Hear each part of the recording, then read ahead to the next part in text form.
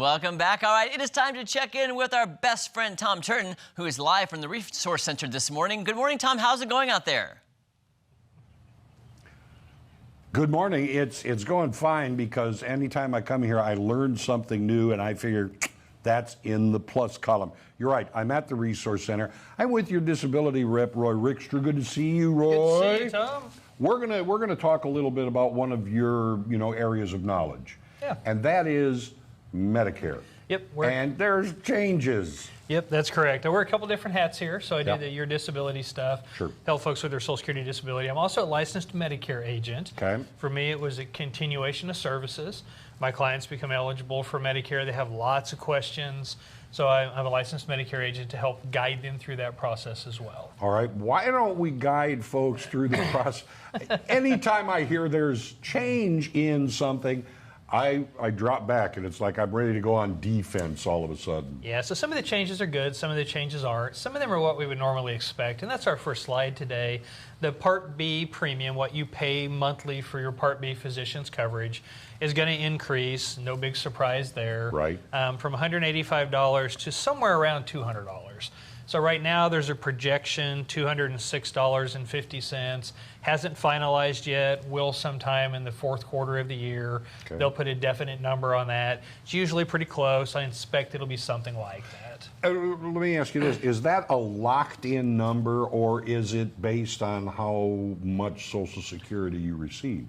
So the answer to that is both. For most people, it's going to be a locked-in number. That's the standard premium most people will encounter. If you're higher income, there's what they call an IRMA increase. It's an income-adjusted rate adjustment, or in something to that order. But basically, they'll charge you more for your baseline Medicare if your income is over certain thresholds. Okay. If you find yourself in that situation, you can actually appeal that. And a lot of people don't know this, but maybe you've worked and then you retire, your income drops substantially. They look back and use like the last 3 years worth of income. If there's a huge life change, that 3-year projection may not be correct. And you can fight that and get that IRMA premium to decrease.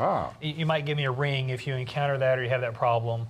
Other deductibles are going up. The Part A deductible that you'd pay when you go to the hospital is going to increase from $1,676 to $1,716. The physician's deductible is a yearly deductible, going to jump from $257 to $288. And then our prescription drug cost did have a $590 deductible. It's going up to $615. So all kind of standard increases in deductibles that we would expect. Yes. The most your drugs can cost you this year was $2,000 for your maximum out of pocket. Next year to be $2,100. So it's this kind of standard we would expect increases. Is Social Security increasing to meet these needs? Yeah, most years it does. People refer to it as a cost of living increase. It's actually not officially a cost of living increase. Right. But most years it does increase. I've read some kind of preliminary reports. They're expecting a pretty decent raise this year. So hopefully it will. It frustrates a lot of people. Most of the time your Social Security goes up about the same amount your Medicare goes up, and you don't really see much of an increase. As long as you're not going backwards, I think Right. a lot of people figure.